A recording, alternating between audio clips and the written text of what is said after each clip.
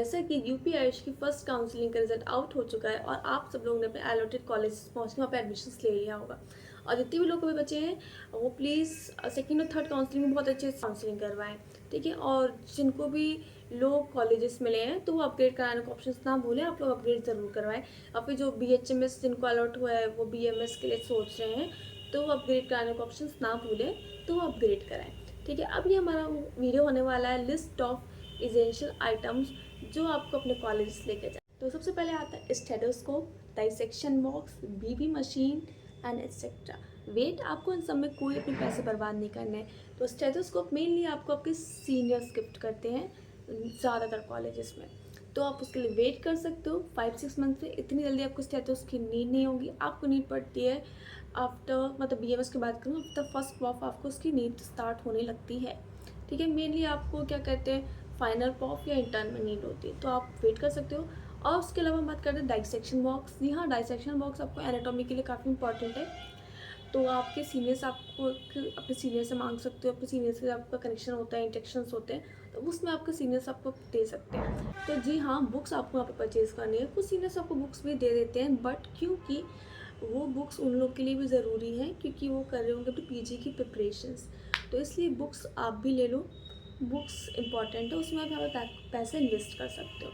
तो कौन कौन सी बुक्स आपको बाय अप करनी है एज अ BMS के फर्स्ट पॉफ के स्टूडेंट के लिए, तो सबसे पहले मैं आपको बता देती हूँ। ये है चरक संहिता, जो आपको फाइनल पॉफ तक आपको इसका नीड होगा, ठीक है। ये इसका फर्स्ट पार्ट है, ठीक है, इसका फर्स्ट पार्ट है। इसका सेकंड पार्ट आपको फाइनल पॉफ में नीड होगा, और इसको आपको PG की प्रिपरेशंस के व्यू से भी बहुत इंपॉर्टेंट है, तो इसको प्लीज़ ले लेना। इसमें बिल्कुल भी लेने से पहले पैसा इन्वेस्टमेंट का कुछ ना सोचना, ही बहुत इंपॉर्टेंट है। और ये कोई भी आपका सीनियर आपको नहीं देगा, क्योंकि उनको भी इसकी नीड होगी, उनको वो भी इस PG के लिए तैयारी कर रहे होगी। तो चरक संहिता आप ले लेना, ठीक है। सैमोलिंगम फिजियोलॉजी की बुक, ये भी आपको नीडेड है, आप चाह सकते हो तो जैसे कभी कभी गाइड वाली बुक मिलती है वो आप ले सकते हो, आती है गाइड वाली बुक फर्स्ट प्रॉफ के पेपर्स के लिए, वो भी ले सकते हो।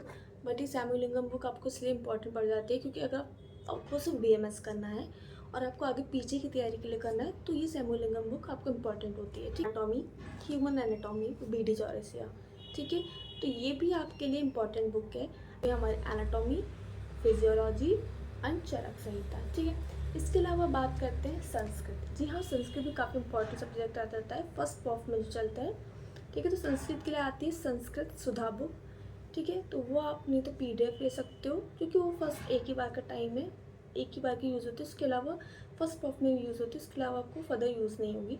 तो ये आप संस्कृत सुधा आपको या संस्कृत की कोई भी जो बुक चल रही है हैंड बुक वहाँ पे, तो आपके सीनियर्स आपको दे सकते हैं, क्योंकि उनके भी वो काम की नहीं रहती है, बस एक बार यूज़ करनी है। ये तीनों बुक उनके भी नीडेड के, तो ये आपको मस्ट बाय अप करनी है। संस्कृत सुधा आप अपने किसी सीनियर से मांग सकती हो या इसका PDF यूज़ कर सकते हो। नेक्स्ट सब्जेक्ट आता है पदार्थ ज्ञान, तो उसकी जो पदार्थ की किताब आती है आप वो चाह सकते हो तो अपने सीनियर से ले सकते हो, और वैसे उसका भी कुछ वेटेज है PG में। अगर आपके सीनियर से आपका इंटरेक्शन हो तो आप वो बुक ले सकते हो, अदरवाइज़ पदार्थ की छोटी सी बुक है और ज़्यादा कॉस्टली भी नहीं है, तो वो आप पदार्थ की बुक बाय अप कर सकते हो। तो ये होगी कुछ बुक्स जो आपको मस्ट बाय अप करनी है, लेके जानी है एडमिशन से पहले। अब हम बात करते हैं लिस्ट ऑफ अदर आइटम्स जो आपको अपने कॉलेज में लेकर जाना होता है। तो मैं अगर बात करूँ तो आप लोग के सीनियर्स ने आपको बताया होगा कि आपको अप्रेन लेके जाना होता है, तो कितने बटन का अप्रेन लेके जाना होता है। तो सबसे पहले फ्रेशर्स तक के लिए आपको 6 बटन आपका अप्रेन चलता है, तो 6 बटन वाइट अप्रेन आपको सिलवाना होता है, स्टिच करवाना होता है, या मार्केट से सिला सिला रेडीमेड जो मिले, तो 6 बटन अप्रेन लेके जाना होता है। फॉर्मल स्कूल शूज़ होते हैं जो ब्लैक कलर के, वैसे शूज़ अगर कहीं कहीं पे किसी किसी कॉलेज का हो सकता है डिफरेंट हो, वहाँ पे वाइट चलता हो, तो आपको शूज़ फॉर्मल शूज़ लेके जाने होते हैं, जैसे आपके सीनियर्स ने आपको बताया है, एडमिशन टाइम पे आपको बताते हैं, तो शूज़ लेके जाने होते हैं। और जो ड्रेस है वो dress code. Bucket list of items थी जो आपको मस्ट लेके जाने ही जाने हैं। इसके अलावा अगर आपको क्या कहते हैं हॉस्टल अलॉट हो रहा है या फिर आपको PG अलॉट हो रहा है, तो वहाँ पे मैशेज सर्टिफिकेट लगे होते हैं। अगर आपको मैश सर्टिफिकेट नहीं लेना है तो उसके लिए आप इंडक्शन के इलेक्ट्रिक केटल्स ये सब ऑप्शंस में रख सकते हो, ठीक है। और बाकी सारा कॉलेज आने से पहले आपको अपने बैग में क्या क्या रखना है वो मैं आपको नेक्स्ट वीडियो में बताऊँगी। तो चलिए, आज मैंने आपको इंपॉर्टेंट चीज़ सारी बता दी है जो आपको बिल्कुल भी स्किप नहीं करना है। ठीक है, अब हम मिलते हैं अपने नेक्स्ट वीडियो में। तब तक के लिए bye bye, have a nice day.